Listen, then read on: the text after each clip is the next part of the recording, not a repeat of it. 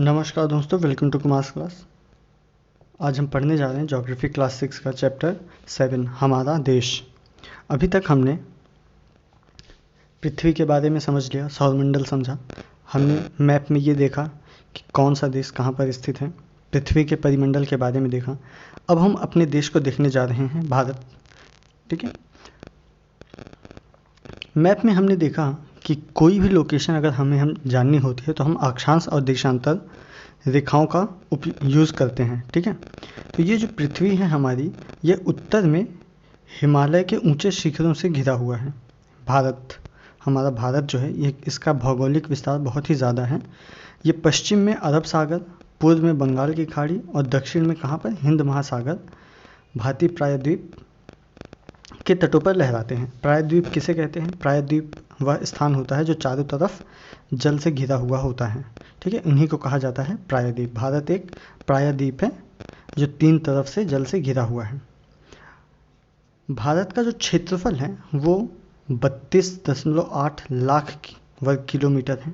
ठीक है, और उत्तर में ये कहाँ से, उत्तर में हमारे क्या है, कश्मीर, और सबसे दक्षिणतम बिंदु क्या है, कन्याकुमारी। उत्तर में कश्मीर से लेकर दक्षिण में कन्याकुमारी तक इसका विस्तार है, जो लगभग अगर हम एक लंबाई में देखें तो कश्मीर से कन्याकुमारी कितने किलोमीटर है, 3200 किलोमीटर। ठीक है, ये कितना होगा, 3200 किलोमीटर।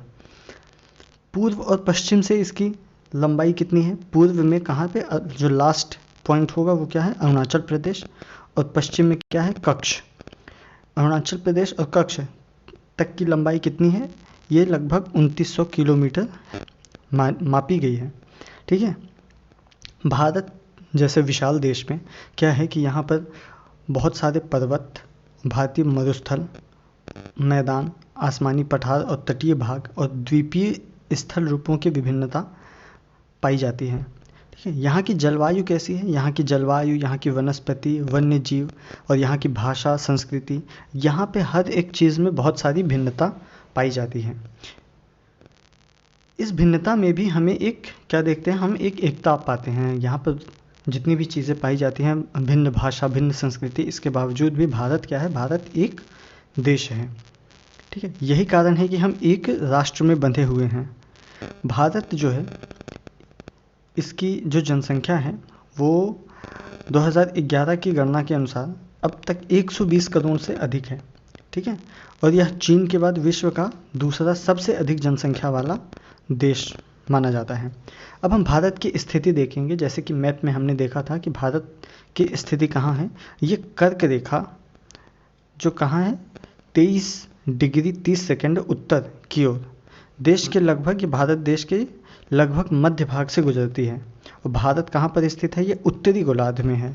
कर्क रेखा जो है इसके लगभग मध्य से गुजरती है, जो 23 डिग्री 30 सेकंड। और दक्षिण से उत्तर की ओर अगर हम देखेंगे तो भारत की मुख्य भूमि का विस्तार कहाँ से कहाँ तक है, ये 8 डिग्री 4 सेकंड उत्तर से लेकर 37 डिग्री 6 सेकंड उत्तरी अक्षांश के बीच स्थित है। पश्चिम से पूर्व की ओर अगर हम देखेंगे तो ये 68 डिग्री 7 सेकंड पूर्व तथा 97 डिग्री 25 सेकंड पश्चिमी देशांतर के बीच स्थित है। अगर हम भारत को इस मैप में देखेंगे तो ये यहाँ से यहाँ तक ये क्या हो गया, पूर्व से पश्चिम, और यहाँ से ये उत्तर, और ये उत्तर और ये दक्षिणी बिंदु हो गया। ठीक है, जब हम उत्तर से दक्षिण की ओर देखेंगे तो ये कितना होगा कि 8 डिग्री 4 सेकंड उत्तर से 37 डिग्री 6 सेकंड उत्तरी अक्षांश के बीच स्थित है। और पश्चिम से पूर्व की ओर 68 डिग्री 7 सेकंड पूर्व से 97 डिग्री 25 सेकंड पूर्वी देशांतर के बीच स्थित है। ठीक, भारत में क्या है कि ये पूरा भाग किस गोलार्ध में, उत्तरी गोलार्ध में स्थित है।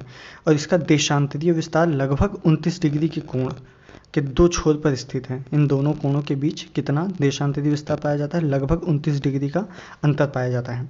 इसलिए कि यहाँ पे क्या है कि यहाँ का स्थानीय समय जो है, ये बहुत ही स्थानीय समय में यहाँ पर भिन्नता पाई जाती है। एक स्थान से दूसरे स्थान का जो स्थानीय समय है, एक छोर से दूसरे छोर का, वहाँ पर बहुत ही अधिक अंतर पाया जाता है।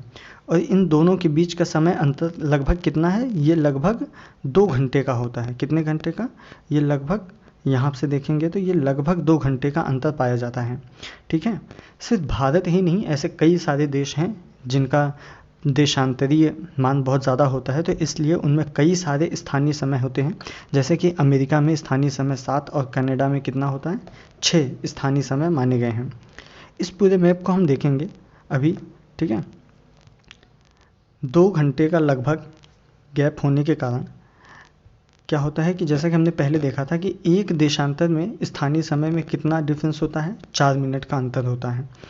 पश्चिम से गुजरात की अपेक्षा पूर्व के अरुणाचल प्रदेश में सूर्योदय लगभग 2 घंटे पहले होता है। मतलब अरुणाचल प्रदेश में सूर्योदय, गुजरात में जब सूर्योदय, अरुणाचल प्रदेश में जब सूर्योदय होगा तो गुजरात में उसके 2 घंटे बाद सूर्योदय होगा। ठीक है, 82 डिग्री 30 सेकंड पूर्वी देशांतर के स्थानीय समय को क्या भारत का मानक समय माना गया है। ठीक है, और इस यमयोत्तर को भारत का मानक यमयोत्तर माना गया है। अब देखते हैं कि भारत के पड़ोसी देश कौन कौन से हैं। जो भारत की स्थलीय सीमा है, स्थलीय सीमाएं जो भारत के स्थल को टच करती हैं वो कितनी हैं, वो 7 देशों से जुड़ी हुई हैं। 7 देशों की स्थलीय सीमा है, वो कौन कौन सी है देखते हैं हम। एक अफगानिस्तान, पाकिस्तान, यहाँ पर ये चीन, नेपाल, भूटान, बांग्लादेश और म्यांमार, ये 7 देश क्या हैं, भारत के स्थलीय भूभाग से जुड़े हुए हैं और यही भारत की स्थलीय सीमाएं भी हैं। इसका भारत और श्रीलंका जो है वो एक जल संधि के द्वारा जुड़ा हुआ है, जिसे क्या कहा जाता है, पाक जल संधि। भारत और श्रीलंका को अलग करता है वो क्या है, पाक जल संधि।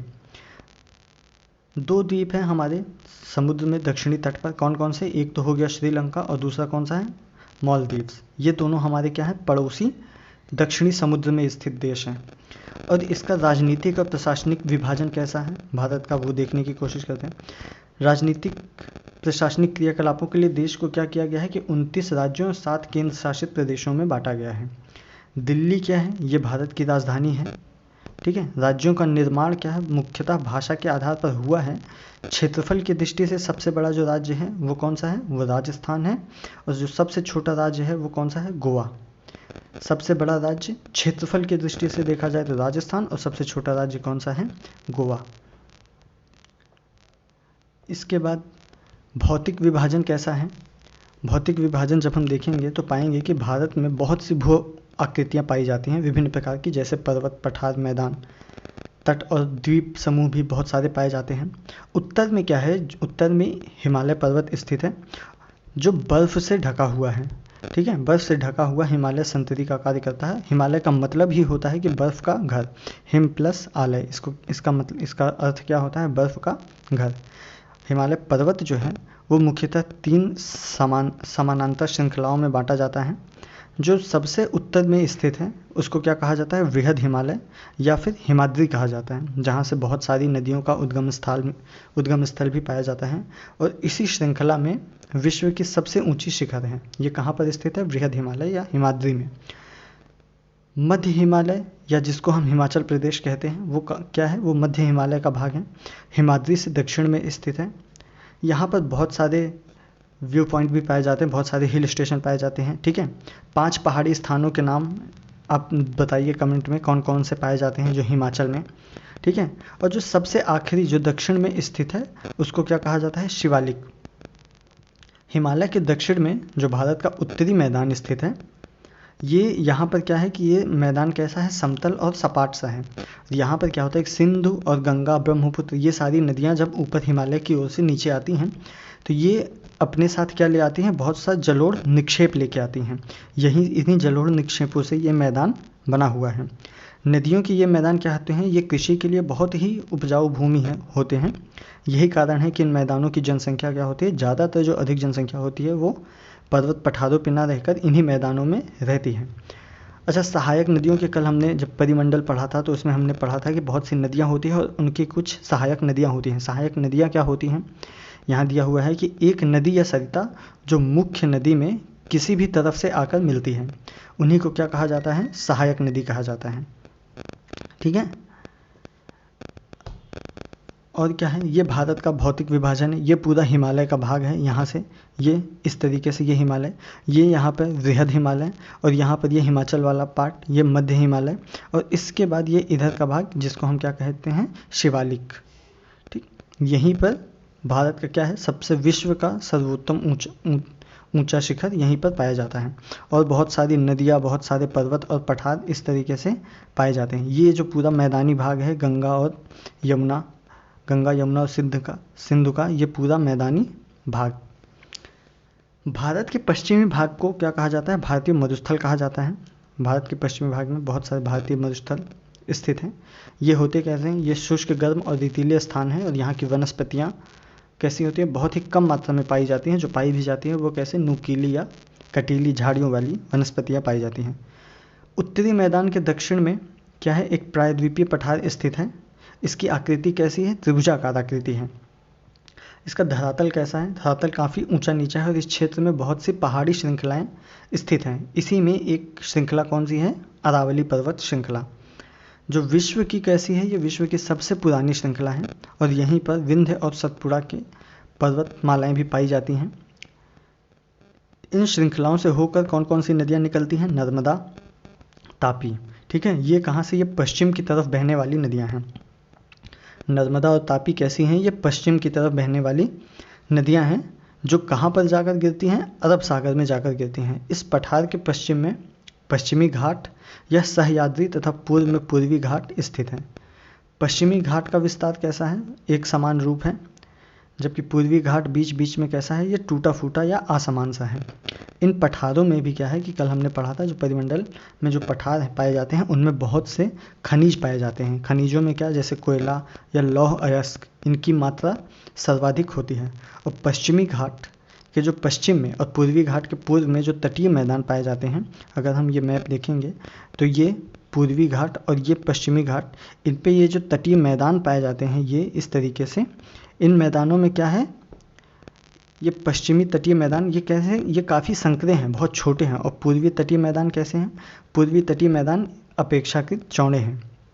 ठीक है, और वहाँ पूर्व की ओर बहने वाली बहुत सारी नदियाँ हैं। कौन कौन सी नदी हैं, महानदी, गोदावरी, कृष्णा और कावेरी। ये सारी पूर्व की ओर बहती हैं, कहाँ पर, बंगाल की खाड़ी में जाकर गिरती हैं। ये नदियाँ अपने मुहाने पर, मतलब जहाँ पर गिरती हैं, ये वहाँ पर क्या बनाती हैं, उपजाऊ डेल्टा बनाती हैं। और बंगाल की खाड़ी में गंगा और ब्रह्मपुत्र नदियाँ जो डेल्टा बनाती हैं, वो डेल्टा कौन सा है, सुंदरबन डेल्टा। ये बंगाल की खाड़ी के पास स्थित है। कौन सा डेल्टा है, ये सुंदरबन डेल्टा। ठीक है, ये क्या दिखाया गया है, ये प्रवाल द्वीप दिखाए गए हैं। प्रवाल द्वीप होते क्या हैं, ये पहले डेफिनेशन समझ लेते हैं इसका। प्रवाल छोटे क्या होते हैं, ये समुद्री जो छोटे छोटे जंतु जो समुद्रों में पाए जाते हैं, ये उन्हीं के कंकाल होते हैं, जिन्हें क्या कहा जाता है, पॉलिप कहा जाता है। जब ये जीवित पॉलिप मरते हैं तो उनका क्या होता है, कंकाल बच जाता है। ठीक है, और अन्य पॉलिप की वृद्धि इन ठोस कंकालों के ऊपर ही होती है। मतलब जब जैसे ही एक समुद्री जीव मरता है तो उसका ऊपर का आवरण खत्म हो जाता है, तो बचता सिर्फ कंकाल है, और कंकाल के ऊपर ही फिर से एक नए जीव की उत्पत्ति होती है। ठीक है, बढ़ते बढ़ते ये काफ़ी ऊंचे होते जाते हैं, और इस प्रकार प्रवाल द्वीपों का निर्माण करते हैं। मतलब एक जीव मरता है, उसी के ऊपर दूसरे जीव की उत्पत्ति होती है, फिर उसी के ऊपर तीसरे जीव की, इसी तरीके से ये बढ़ते हैं। तो इस तरीके से ये पूरा प्रवाल द्वीपों का निर्माण करते हैं। ठीक है, भारत में 2 द्वीप समूह भी है जिनके बारे में हमने देखा था। ये कौन कौन से हैं, ये लक्षद्वीप, जो कि कहाँ पर स्थित है, अरब सागर में स्थित है। ये केरल के तट से कुछ दूर पर स्थित है। ठीक है, केरल के तट से कुछ दूरी पर स्थित है, जिसे कहा जाता है लक्षद्वीप। और दूसरा कौन सा है, अंडमान और निकोबार द्वीप समूह। ये भारत के दक्षिण पूर्व दिशा में बंगाल की खाड़ी में स्थित है। ठीक, और भी कौन कौन से द्वीप समूह हैं जो सुनामी के वक्त 2004 में बहुत ही ज़्यादा सुनामी आई थी, बहुत ही बड़ी, उससे प्रभावित हो गए थे ये सारे द्वीप समूह। इसके बारे में आप न्यूज़ जब देखेंगे तो उसमें दिया। तो यहीं पर जो भारत की जो भौतिक संरचना थी, भारत की प्राकृतिक संरचना, राजनीतिक संरचना कैसी है, यहीं पर ये पूरा चैप्टर समाप्त होता है। भारत मैप में कहाँ पर स्थित है, कहाँ पर नहीं, ये सारी चीज़ें हमने जानी। ठीक है, अब हम मिलेंगे अगले चैप्टर में, जो कि आखिरी चैप्टर है ज्योग्राफी का। इसके बाद हम शुरू करेंगे हिस्ट्री क्लास 7th और ज्योग्राफी क्लास 7th, दोनों एक साथ ही शुरू करेंगे। धन्यवाद।